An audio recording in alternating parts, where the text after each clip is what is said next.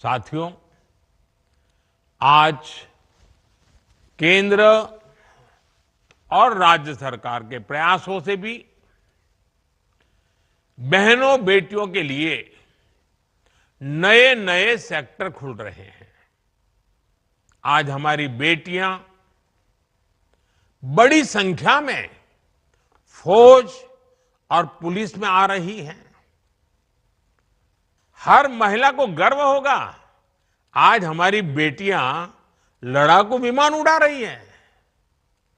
लेकिन साथियों, हमें वो दिन भी नहीं भूलने हैं जब बिहार में आरजेडी की सरकार थी, लालटेन का राज था। उस दौरान अराजकता और भ्रष्टाचार की सबसे ज्यादा मार मेरे बिहार की माताओं बहनों को, यहां की महिलाओं को ने ही झेली है। वो दिन जब बिहार की बड़ी बड़ी सड़कें टूटी फूटी होती थी, पुल पुलिया का नाम नहीं था, तब उससे सबसे ज्यादा तकलीफ किसको होती थी? जब ऐसी कठिनाइयां होती है ना, तो हम सब जानते हैं, इन सारी कठिनाइयों की सबसे पहली तकलीफ हमारी महिलाओं को उठानी पड़ती है, हमारी माताओं बहनों को उठानी पड़ती है। और आप तो जानते ही हैं, बाढ़ में तो परेशानी कितनी बढ़ जाती थी। गर्भवती महिलाएं समय पर अस्पताल नहीं पहुंच पाती थी। गंभीर स्थिति होने पर उन्हें सही इलाज नहीं मिल पाता था।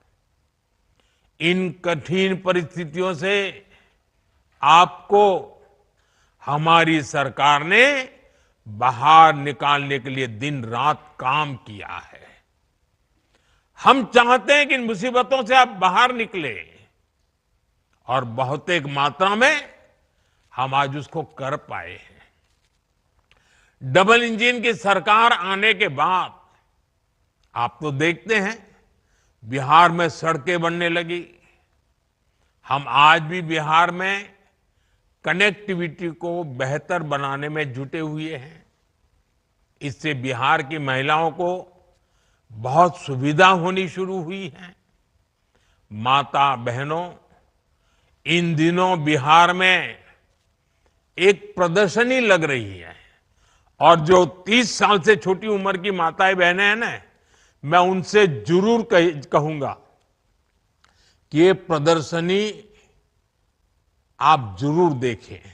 मुझे जो बताया गया है कि इस प्रदर्शनी में पुराने अखबारों की सुर्खियां दिखाई जा रही है। हम जब उन्हें पढ़ते हैं, और 30 साल के छोटी उम्र के लोगों को तो पता ही नहीं होगा कि कितने बुरे हालत हैं। और बूढ़े लोग, बुजुर्ग लोग भी पढ़ेंगे तो उनको भी लगेगा, उनको याद आता है कि आरजेडी के राज में बिहार में किस तरह का खौफ था। कोई घर सुरक्षित नहीं था। नक्सली हिंसा का आतंक बेलगाम था, और इसका दर्द भी सबसे ज्यादा महिलाओं को सहना पड़ता था। गरीब से लेकर डॉक्टर और आईएएस परिवार तक आरजेडी नेताओं के अत्याचार से कोई नहीं बचा था। साथियों, आज जब नीतीश जी के नेतृत्व में